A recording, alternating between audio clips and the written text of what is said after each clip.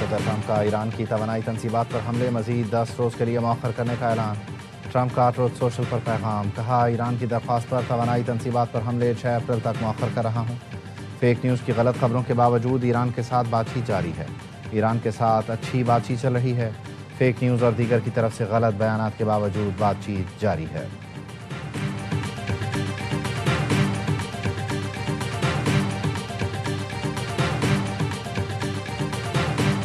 You know, I told you about a present, right? They said to show you the fact that we're real and solid and we're there. We're going to let you have 8 boats of oil. 8 boats. 8 big boats of oil. This was 2 days ago. And they'll sail up tomorrow. That was 3 days ago. I think they were Pakistani flagged. And I said, well, I guess we're dealing with the right people. Iran نے تیل کے 8 بڑے جہاز آبنائے Hormuz سے گزرنے دیے۔ امریکی صدر کا دعویٰ۔ کابینہ اجلاس سے خطاب میں صدر ٹرمپ نے کہا، انہوں نے کچھ دن پہلے بتایا تھا کہ ایرانی ہمیں ایک تحفہ دیں گے۔ میں آج یہ راز کھول رہا ہوں کہ وہ تحفہ کیا تھا۔ ہمیں ان لوگوں کی طرف سے پیغام آیا تھا کہ ہم 80 لوگ ہیں، یہ ثابت کرنے کے لیے 8 جہاز گزرنے دیں گے۔ جہاز گزر گئے تو مجھے اطمینان ہوا کہ اصلی لوگوں سے بات کر رہے ہیں۔ میرا خیال ہے کچھ تیل بردار جہاز پاکستان کے جھنڈے والے تھے۔ ایران کو آبنائے ہرمز سے ٹول وصول کرنے کے قابل نہیں ہونا چاہیے، لیکن وہ یہ کر رہا ہے۔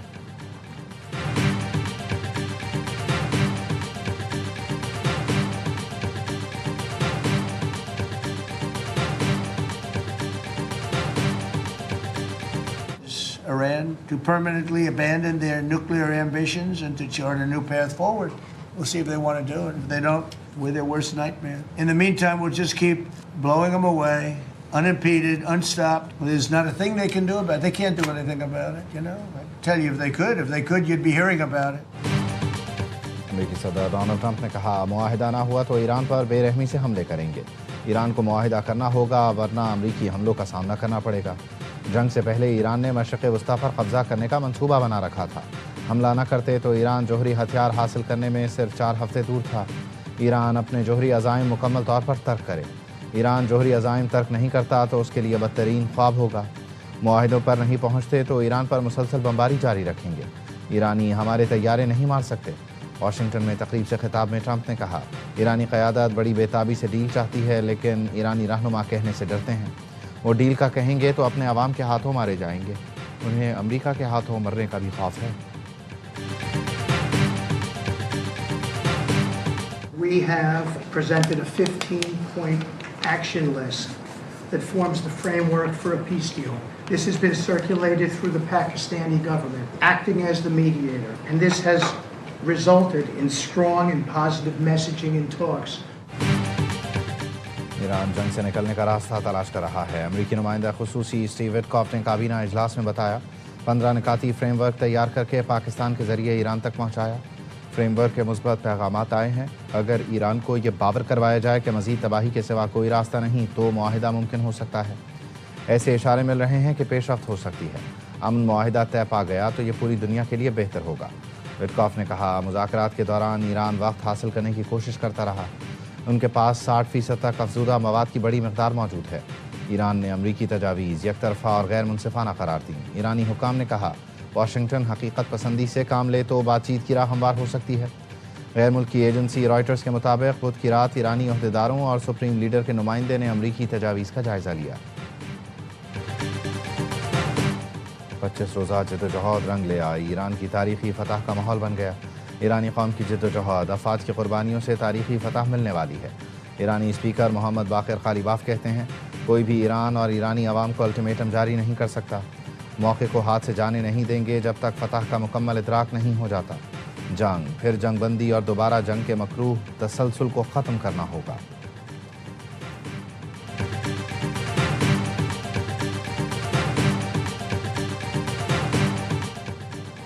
تاریخی دنوں میں روسی صدر اور عوام کے پیغامات حوصلہ افزائی کا باعث ہیں۔ ایرانی صدر مسعود پزشکیان کا ایکس پر پیغام لکھا، ایرانی عوام کی مزاحمت کی بدولت خطے میں ماضی کے تعلقات بدل چکے، اب سے خطے کے ممالک مشرقی ایشیا کی سیکیورٹی یقینی بنائیں گے۔ ایرانی عوام کی جانب سے روسی حکومت اور عوام کا شکریہ ادا کرتا ہوں۔ امریکہ اور ایران پاکستان کے ذریعے رابطے میں ہیں۔ ایران امریکہ کے 15 نکات پر غور کر رہا ہے۔ نائب وزیر اعظم اسحاق ڈار کہتے ہیں، ترکی اور مصر سمیت دیگر ملک بھی سفارتی عمل کی حمایت کر رہے ہیں۔ پاکستان امن کے فروغ کے لیے پرعزم ہے. خطے سمیت دنیا بھر میں استحکام کو یقینی بنانے کے لیے کوششیں جاری رکھے ہوئے ہیں. خطے میں امن کے لیے سفارتی کوششوں اور رابطوں میں تیزی. وزیر اعظم شہباز شریف کا ملیشین ہم منصب سے رابطہ.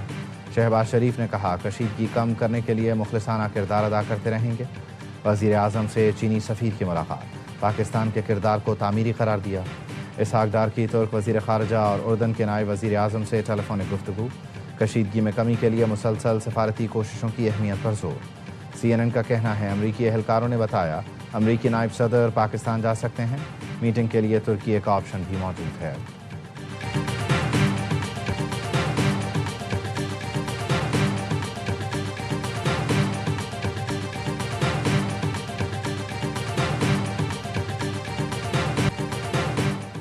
صدر مملکت آصف علی زرداری کی زیر صدارت مشاورتی اجلاس. وزیر اعظم شہباز شریف، فیلڈ مارشل سید عاصم منیر، نائب وزیر اعظم اور دیگر کی شرکت. علاقائی سیکیورٹی کے حالات کا جائزہ لیا گیا.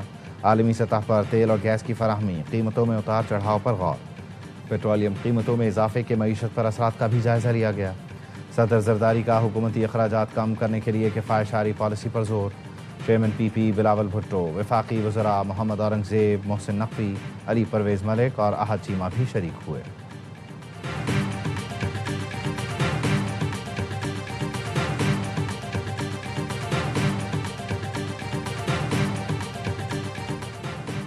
وزیر اعظم شہباز شریف کا ایک روزہ دورہ کراچی. MQM کا گورنر کی تبدیلی کے فیصلے پر اعتماد میں نہ لینے کا شکوہ. خالد مقبول صدیقی کی سربراہی میں MQM کا وفد PF بیس پر وزیر اعظم سے ملا. ذرائع نے بتایا ملاقات میں MQM کے مجوزہ آئینی ترمیمی بل اور آرٹیکل 140A پر گفتگو ہوئی. MQM کا مجوزہ آئینی ترمیم کو 28ویں ترمیم میں شامل کرنے کا مطالبہ. کراچی پیکج پر کام تیز کرنے کی درخواست بھی کر دی. وزیر اعظم کی MQM کے مطالبات حل کرنے کی یقین دہانی. ملاقات میں کامران ٹیسوری، مصطفیٰ کمال، فاروق ستار، امین الحق اور فیصل سبزواری بھی موجود تھے. اگلی ملاقات اسلام آباد میں ہوگی. وزیر اعظم کی سینیٹر شہری رحمان کے گھر آمد. بیٹی کے انتقال پر تعزیت کا اظہار کیا. نائب وزیر اعظم اسحاق ڈار، وفاقی وزراء، گورنر سندھ اور وزیر اعلیٰ بھی ہمراہ تھے. وزیر اعظم ٹیم کے ساتھ فریال تالپور کے گھر بھی گئے.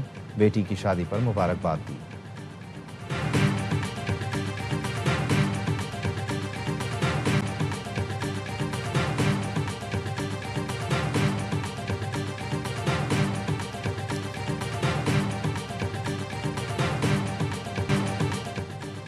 امریکہ اور اسرائیل کے ایران پر مہلک حملے جاری. شہداء کی تعداد 1937 ہو گئی. وحشیانہ حملوں میں 240 خواتین اور 212 بچے بھی لقمہ اجل بنے. متعدد ہسپتال، اسکول اور کھیل کے میدان ملیہ میٹ ہو چکے. شہری ڈھانچے اور اہم تنصیبات کو شدید نقصان پہنچا. اسرائیل شہری علاقوں کو نشانہ بنا رہا ہے. اسرائیل کا پاسداران انقلاب بحریہ کے کمانڈر علی رضا کو شہید کرنے کا بھی دعویٰ. تہران میں پاکستانی سفارت خانے کے اطراف اسرائیل کی بمباری. پاکستانی سفارت خانے کا عملہ محفوظ رہا. شیراز میں بھی 3 دھماکے سنے گئے.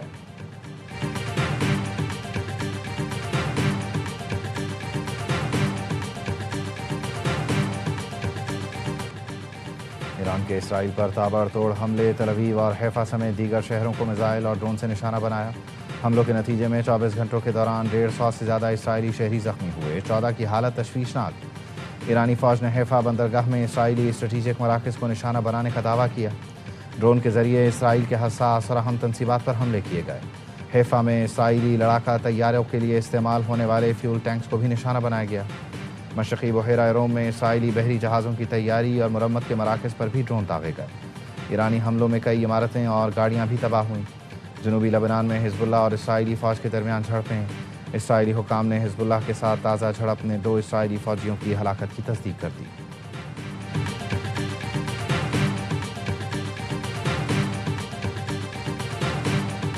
خلیجی ملکوں پر فضائی حملے. ابوظہبی میں میزائل کا ملبہ گرنے سے 2 افراد جاں بحق، 3 زخمی. حکام نے بتایا فضائی دفاعی نظام نے بیلسٹک میزائل کامیابی سے تباہ کر دیا. ملبہ سویحان اسٹریٹ پر گرنے سے 2 اموات ہوئیں. متحدہ عرب امارات، کویت، بحرین، سعودی عرب، قطر اور اردن کی جانب سے ایرانی حملوں کی شدید مذمت. مشترکہ اعلامیے میں کہا حملے خود مختاری، علاقائی سالمیت اور عالمی قوانین کی کھلی خلاف ورزی ہیں. ایران یا اس کے حمایت یافتہ گروہوں کے حملے ناقابل قبول ہیں.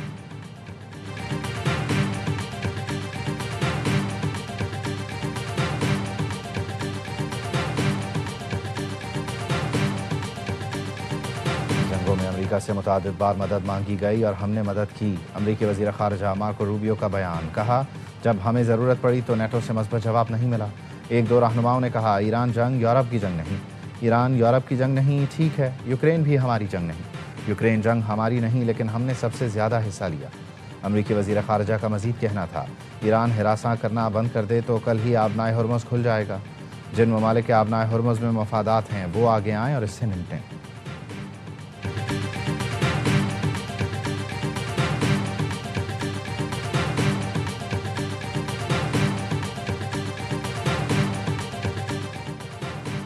افغان طالبان کے نام نہاد ڈائریکٹر اطلاعات کے دعوے بے بنیاد قرار. وزارت اطلاعات و نشریات کا کہنا ہے کنڑ میں پاکستانی چوکی تباہ کرنے کا دعویٰ مکمل طور پر جھوٹا ہے. پاکنستان کی کسی چوکی یا علاقے کو کوئی نقصان نہیں پہنچا. واچا چناری دراصل افغان حدود میں واقع ایک افغان تنصیب ہے. گمراہ کن پروپیگنڈا آپریشن غضب للحق کے دوران جھوٹے بیانیے پھیلانے کی کوشش ہے.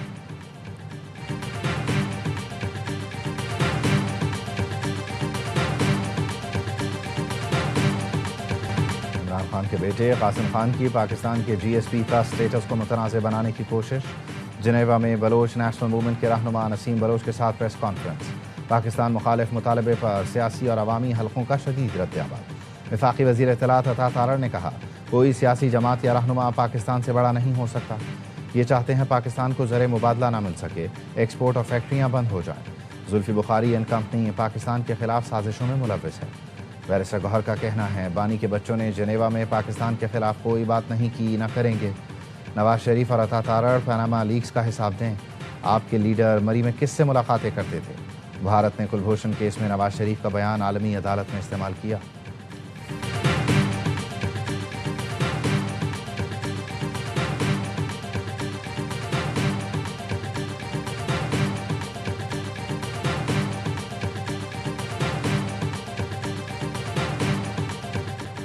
پاکستان سپر لیگ 11 کا ایکشن شروع ہو گیا. قذافی اسٹیڈیم لاہور میں مختصر تقریب ہوئی.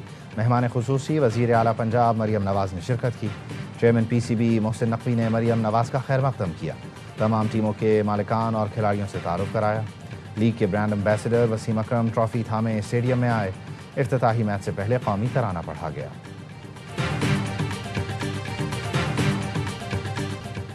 پی ایس ایل کی دفاعی چیمپئن لاہور قلندرز کا سیزن 11 میں فاتحانہ آغاز. حیدرآباد کنگز مین ہوئی آؤٹ کلاس. لاہور قلندرز کی حیدرآباد کنگز مین کو 69 رن سے شکست. 200 رنز کے تعاقب میں حیدرآباد کی ٹیم 130 رنز پر ڈھیر ہو گئی. کپتان لبوشین 26, رائلی 19 اور سائم ایوب 17 رنز بنا سکے. حارث رؤوف, عبید شاہ اور سکندر رضا کے 2 شکار. میزبان ٹیم نے پہلے کھیل کر 6 وکٹوں پر 199 رنز بنائے تھے. فخر زمان کی نصف سنچری میچ کے بہترین کھلاڑی قرار پائے.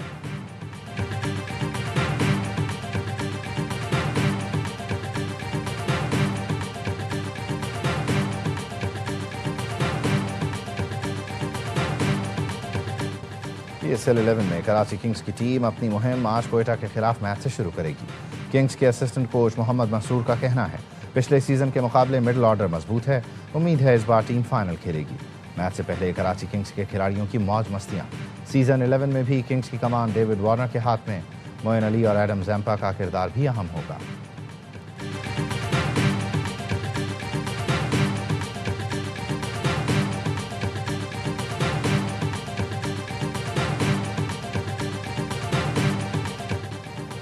پی ایس ایل 11 میں کراچی ایکسپریس فاسٹ بالر رضوان اللہ, جسے کراچی کنگز نے ٹیلنٹ ہنٹ پروگرام سے کھوج کر سنوارا. 6 فٹ 5 انچ قامت کے رضوان کو کنگز کے اسسٹنٹ کوچ محمد مسعود نے دریافت کیا. نوجوان پیسر آسٹریلوی لیجنڈ بریٹلی کا مداح, انہی کی طرح خطرناک بالر بننے کا خواہاں. رضوان اللہ پی ایس ایل میں اپنی تیز رفتار بالنگ سے حریفوں کے شکار کے لیے تیار ہے.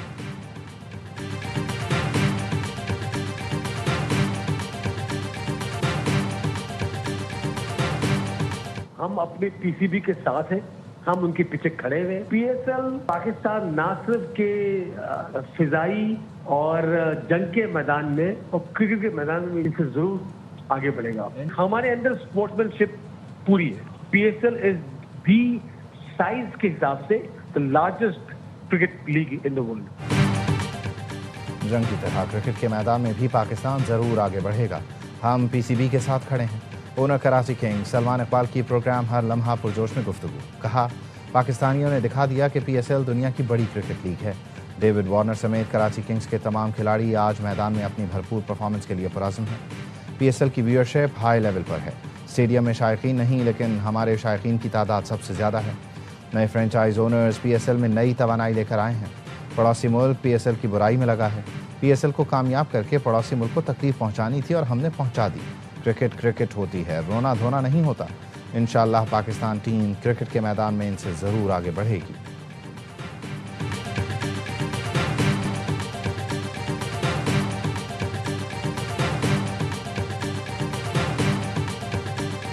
امید ان سے یہی تھی، جس طرح کی ٹیم کومبو انہوں نے بنایا تھا۔ حیدرآباد ابھی انہیں ٹائم لگے گا۔ اب آپ دیکھیں ماس صداقت پاکستان سے کھیلا، اس نے بڑا اچھا پرفارم کرا۔ وہ T20 کا بھی اچھا پلیئر، آج وہ ٹیم میں نہیں تھا۔ حیدرآباد بہت برا کھیلا، مین بولر کو پورے 4 اوور نہیں اس نے کروائے۔ ماس صداقت کسی صورت میں بیٹھتا بھی، ریسنٹلی وہ سیریز کھیل کے آیا بنگلہ دیش کے خلاف۔ حیدرآباد کی ٹیم نے خراب کارکردگی کا مظاہرہ کیا، ان سے یہی امید تھی۔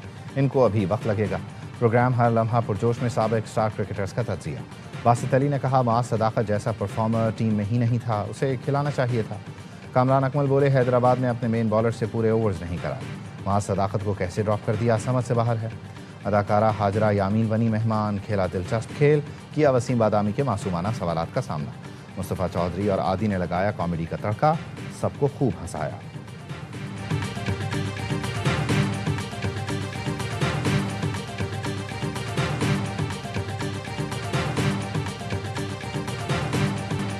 آبنائے ہرمز کی بندش سے بھارت میں توانائی بحران سنگین ہو گیا۔ مودی سرکار کی نااہلی کے سبب پیٹرول پمپس پر شہریوں کی قطاریں لگ گئیں۔ مہاراشٹرا، مدھیہ پردیش، تلنگانہ، آسام اور حیدرآباد میں شہری پیٹرول اور گیس کے لیے پریشان۔ شہریوں کا کہنا ہے پیٹرول کے لیے گھنٹوں قطاروں میں لگنا پڑتا ہے۔ پیٹرول پمپس پر پولیس تعینات کر دی گئی۔ کھانا بنانے کے لیے لکڑی اور کوئلہ استعمال کیا جا رہا ہے۔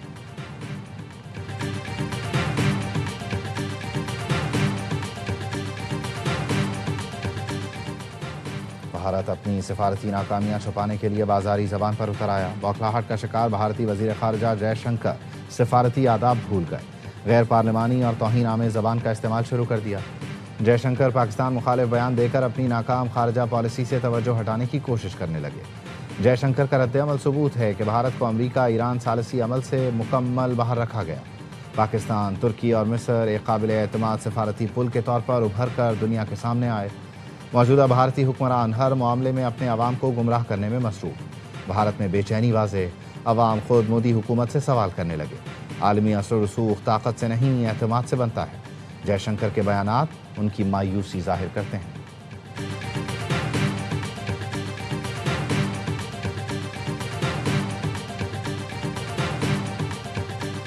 You also asked me about the Indian external affairs remarks yesterday.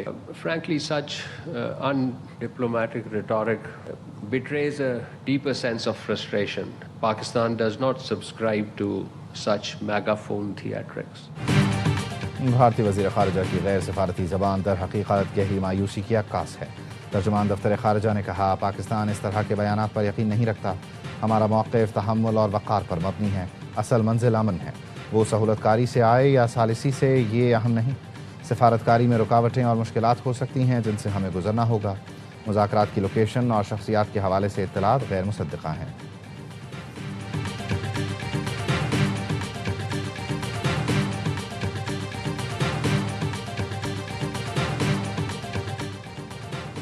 Sohail Afridi کے خلاف بانی پی ٹی آئی کی رہائی کے لیے فورس بنانے پر درخواست کی سماعت۔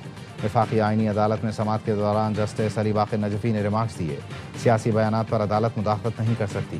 ٹھوس شواہد یا فورس بنانے کا نوٹیفیکیشن جاری کیا ہو تو دکھا دیں۔ وکیل نے ثبوت پیش کرنے کے لیے مہلت مانگ لی۔ ریاستی اداروں پر گمراہ کن الزامات اور ساکھ متاثر کرنے کے کیس میں ڈسٹرکٹ اینڈ سیشن کورٹ اسلام آباد نے عدم حاضری پر وزیر اعلیٰ سہیل آفریدی کے ناقابل ضمانت وارنٹ گرفتاری جاری کر دی ہے۔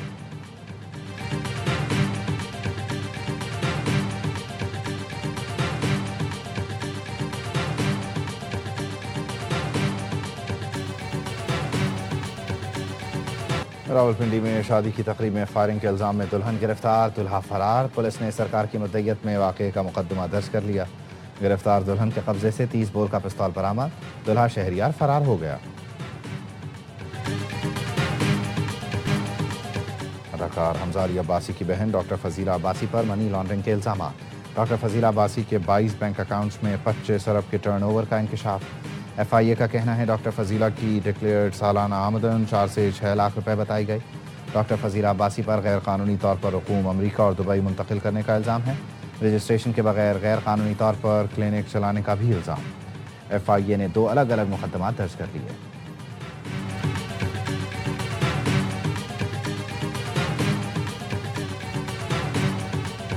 اور متحدہ عرب امارات میں چوتھے روز بھی بارش، فجیرہ میں گاڑیاں بہہ گئیں، العین کی وادیوں میں بھی سیلابی صورتحال۔